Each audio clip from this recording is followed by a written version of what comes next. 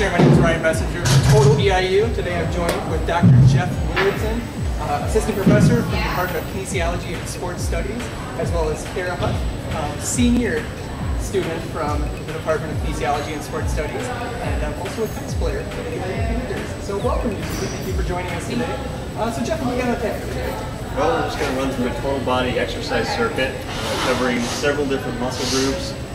This is a circuit that almost anyone can accomplish with a little practice, and hopefully I'll be able to give you some good tips. And Cara's an excellent example. She's lifted for a number of years, and she's a great resource to have with us today. Sounds great. Let's jump right at it. Today we're going to start with some variations of the squat exercise. The squat exercise is one of the most fundamental and the best of the resistance training exercises for the lower body. And so we're going to start with the basic back squat today. And so there's a few cues that you need to pay attention to. First one is you want your feet, well, first of all, we should get underneath the bar. So you want to set the bar at a comfortable height.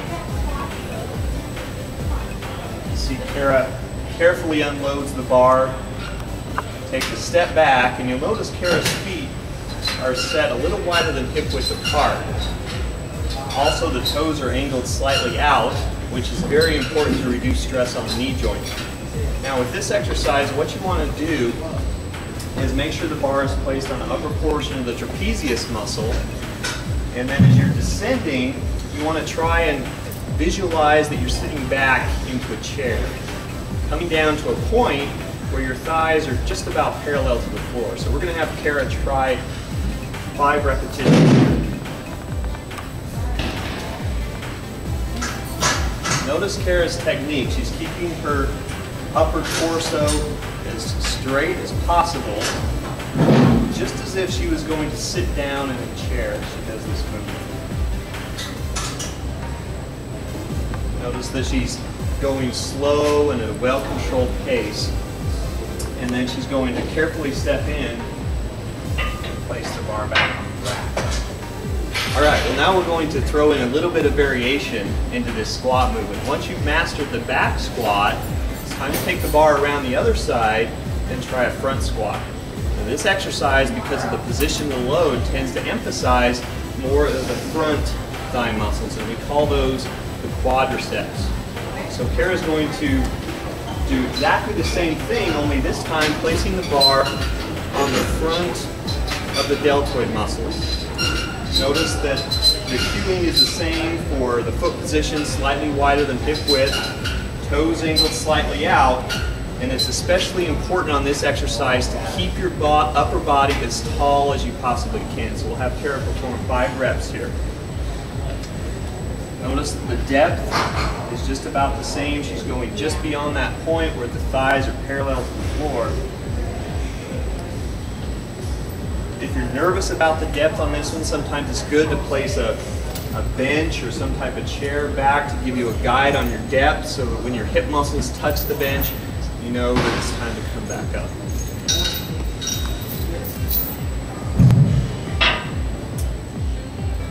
All right, well now we're continuing on. This is our last variation of the squat exercise, and there are several variations you can do.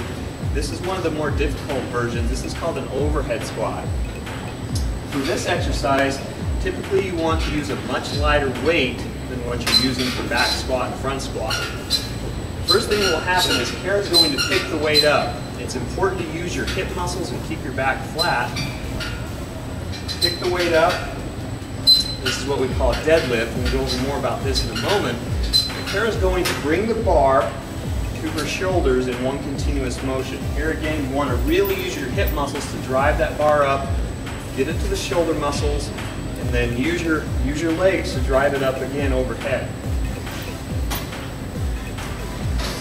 Okay, now this exercise is excellent for developing shoulder stability. If you have any shoulder issues at all, you should really reconsider doing this exercise. Okay, so this exercise would be contraindicated for those with shoulder issues, but it's an excellent exercise to create greater shoulder stability if you have healthy shoulders. Okay, so Cara's going to keep her arms extended, reaching overhead. Again, keeping the torso upright. She's going to carefully sit back, keeping the weight directly over her upper body.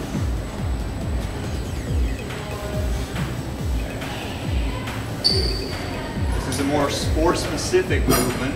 If you're training athletes, this is one of the most essential exercises to help improve coordination and explosive power in the hips. All right. At this point, you'll just bring it back down like a front squat position. Let the weight drop down to the thighs. Carefully set the weight down on the floor. Again, watch the bend in the hips, the knees, back flat. All right, we're back with another exercise. This is what you want to go to after doing your squat exercise. This one works similar muscle groups, only the emphasis is more on developing the posterior muscles of the body. Okay? The back muscles that are so important for posture. Very important to pay attention to the cues and do this exercise correctly. The first step is learning to pick up the weight correctly from the floor. So what we're going to do is have Cara spread the feet about hip width apart. Okay, she's going to bend at the hips and bend at the knees, and what you'll notice is Cara is able to get a nice flat back posture as she picks up the weight. So she's using her hip muscles to pick up the weight versus her low back. That's very important. Okay, now basic deadlift exercise. This is a straight leg version that we're coaching here. So you want to bring the feet in just a little bit. Okay, still keeping the toes angled slightly out. You want to create a hinge at the hips. So you have just a little bit of bend in the knees, and that stays consistent throughout the exercise. And then you're bending at the hips, keeping the back flat. On down, notice most of the bend is at the hips, and then swiveling back up to the top. Nice tall posture. At the top, very important to keep the shoulders back. Now the nice thing about this exercise is you're able to throw in a few variations here. So what I'm going to do is ask Cara to throw in a rowing variation at the bottom and a shrugging variation at the top. So you're accomplishing 3 exercises in the same amount of time. Very efficient way to work out. So come down, let's throw in the row. Stand back up tall, shrug. Let's try one more rep. You want to repeat all of these movements with a weight that allows for moderate effort between 10 and 15 repetitions. That's going to put you just right to increase your muscle mass and help you lose body fat. Okay, now we're going to move on to some upper body pushing exercises. Okay, now we're going to throw in a few variations, maybe some things you haven't seen before, in order to create more total body stability, especially in what we call the core muscles. Okay, these muscles are important in providing a foundation for our pushing muscles like the pectoralis major and anterior portion of the deltoid. Okay, so you'll notice Cara has adjusted the bench on an incline here. She's got the dumbbells on the thighs, and she's going to use her legs to bring those dumbbells up to the shoulders as she lies back. Okay, notice the feet are firmly planted, maybe a little bit wider there with your foot position. Now she's going to move both dumbbells up above the shoulder joints. Now as a variation, and in order to create greater contractions in our core here, what I'm going to have Cara do is just focus on pressing one at a time. Okay, now if you have a friend or roommate that's comes to the gym with you, what you can do is have them provide a spot during times you're using a lot of weight or times you're really pushing yourself to fatigue. There's 2 ways you can spot for this exercise. One is from the elbow, okay? The other is from the wrist. Okay? And many of the exercise organizations out there recommend that a better way to spot is closer to the weight, so you probably want to spot from the wrist here. Alright, we're going to do another variation of a pushing exercise. And this one is especially relevant for sports performance because you're always performing your sports skills in a standing ground-based position. So for all the sports, such as volleyball, football, basketball, where you're performing in a standing position, so it's important to be effective in your pushing type actions from a ground-based position. So what I'm going to have Cara do here today is a one-arm cable chest press. This is not only effective for training the pushing muscles of the upper body, the pectoralis major, anterior deltoids, and triceps, but also the other core muscles of the body, because you have to stabilize here in order to keep your posture square and in the proper pressing position. So notice Cara takes a nice step out from the cable with the opposing leg forward. Notice the knee joint is directly aligned over the ankle joint. We don't want the knee to travel too far forward. Carefully bringing the resistance into position. She's nice and squared up. The arm comes back to a 90-degree angle. She's keeping her body square, straight ahead for the entire motion. You want to make sure that you do an equal number of repetitions with each arm. So I'm going to ask Cara to carefully bring the weight back. And that's the key for safety. You really want to be careful when you're turning the weight to the stack. It's okay to be a little more explosive once you've got the resistance in the right position. But during that initial pickup, you want to be really careful with that shoulder joint. Okay, so notice how Cara's nice and stable here. Pressing forward. The cable is in direct alignment with her shoulder joint as she's pressing forward. Alright, now we're working our way down to the lower body again. We're going to work the calf muscles. One of the most excellent exercises for that is we call a single leg dumbbell calf raise. A safety issue on this one is you want to make sure that the box that you're doing the exercise on is stable. So you can see what we have here is a plate on the front of the box, because the exercise is going to be performed on the back of the box. One of the other helpful tips is that you want to do this exercise next to a wall or some type of pillar so that you can stabilize your body with your other arm. So what I'm going to do is ask Cara to step up here with the right leg. And people often wonder what to do with the left leg during this exercise. Just want to make sure it's out of the way. One thing that could be done is possibly tucking it back behind the ankle. Just like that. Notice Cara's posture is nice and tall. The reason for that is she's effectively using her abdominal muscles here, rectus abdominis, the oblique muscles, to maintain a tall posture. That's very important. You don't want to ever let your body lean to the side where the weight's at. Keep it tall, and you're stabilized, and you're ready to perform your calf raises. Notice Cara's effectively getting a great stretch in the bottom, and coming up to the top, coming up as high on the toe as you possibly can to get a great contraction of the calf muscles. This is another exercise, again, where you want to make sure that you're doing an equal number with both legs. As I said before, go with a weight that allows you to do 10 to 15 repetitions with moderate effort.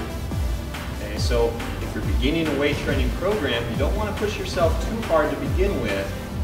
Go with the amount of weight where you feel like you're working at a moderate effort. So if you were to rate your effort on a scale of 1 to 10, 10 being maximal effort, 1 being minimal effort, you want to be at about a 5 to a 6 based on how you feel.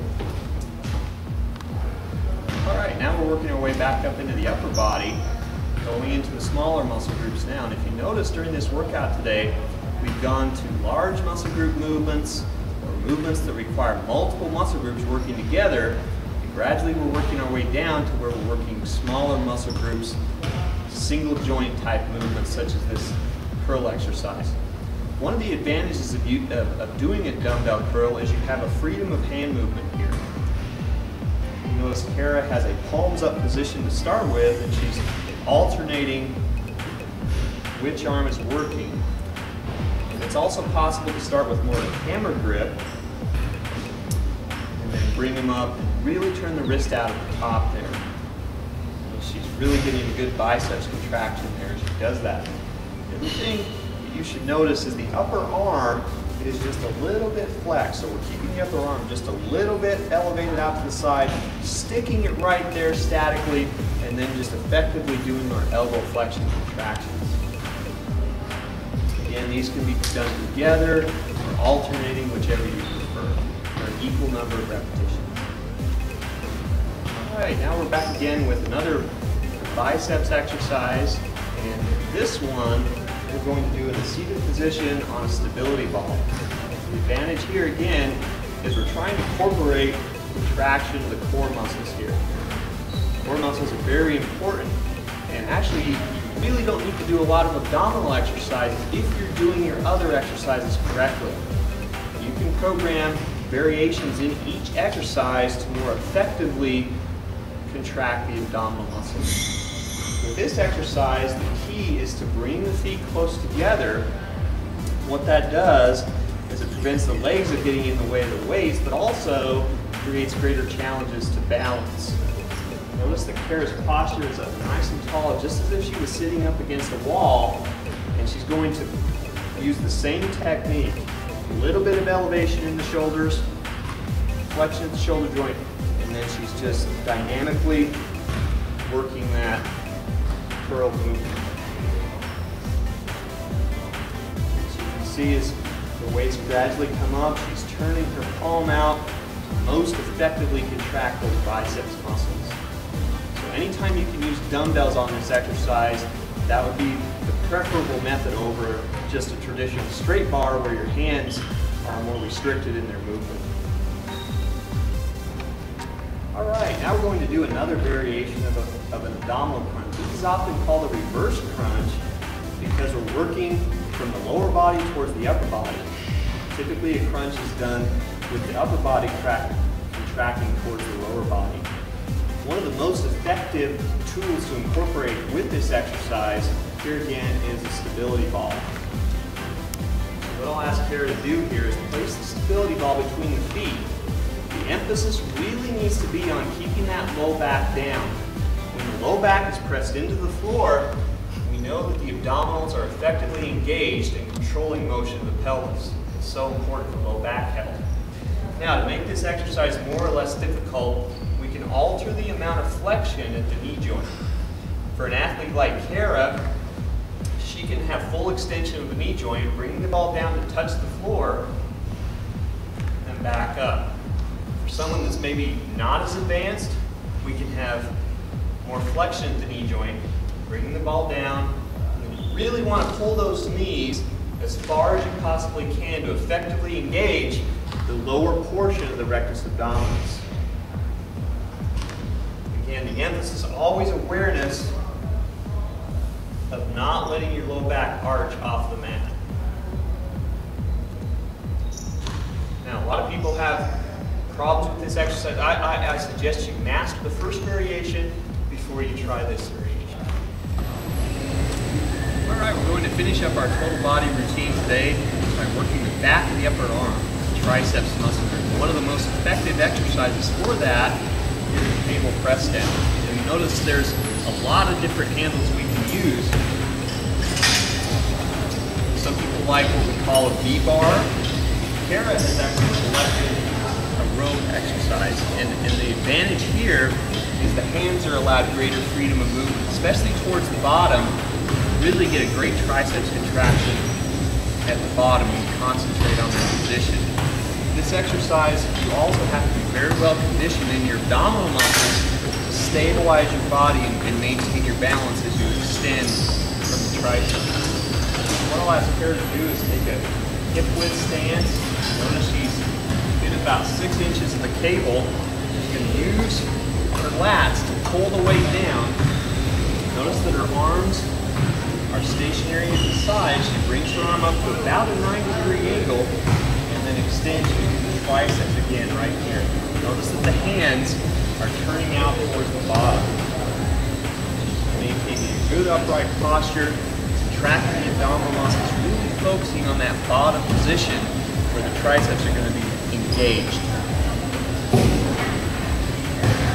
Here again, choosing the amount of resistance where you feel like you're giving moderate effort, about 10 to 15